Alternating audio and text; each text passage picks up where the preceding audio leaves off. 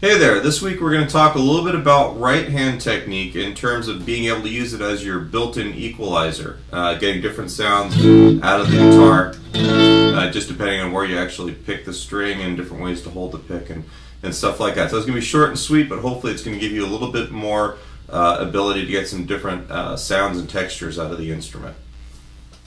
Alright, one of my favorite devices to get some different textures out of the guitar without relying on the electronics is actual pick placement. And this just like with classical guitar, it goes back to the, when people very first started playing this instrument. The only thing you have on an acoustic guitar is your hand to generate the sound.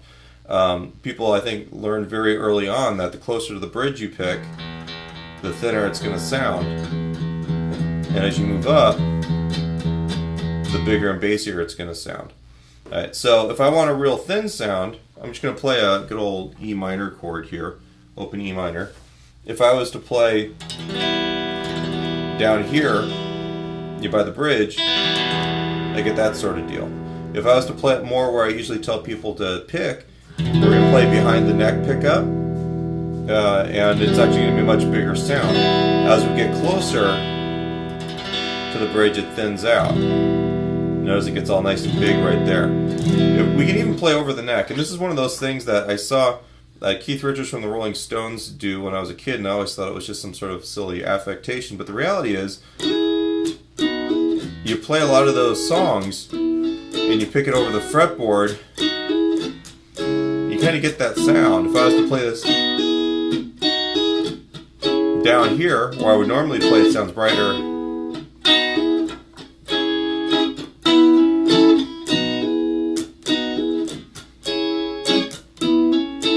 Hope this translates over the over the video, but it actually kind of has this nice, soft, warm sound that we don't get down here where I would normally play.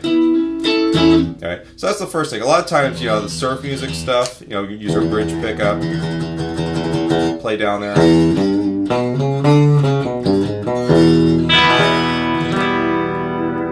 Get all kinds of really evocative sounds like that. If I play that stuff, it still sounds cool, but it's a totally different thing. The note has a lot more body. Alright. One thing that I saw on a Scott Henderson deal, I'm going to use a regular old Fender pick for this.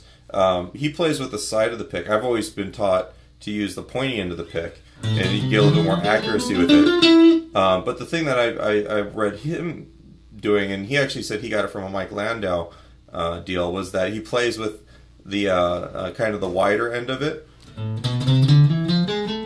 He gets a little bit more bass. So here's the pointy end. That's real bright, and then that's a little bit darker. There's the round part, and there's the pointy part.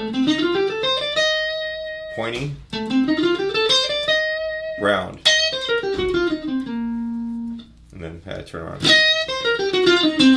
Alright, if I use my normal Jazz 3 pick, you don't get as much of a difference. There's the pointy, here's the side. Sometimes if I'm playing jazz on a gig where I'm not playing a jazz guitar, it's kind of a good dodge. It's a way to kind of get through a little closer to the sound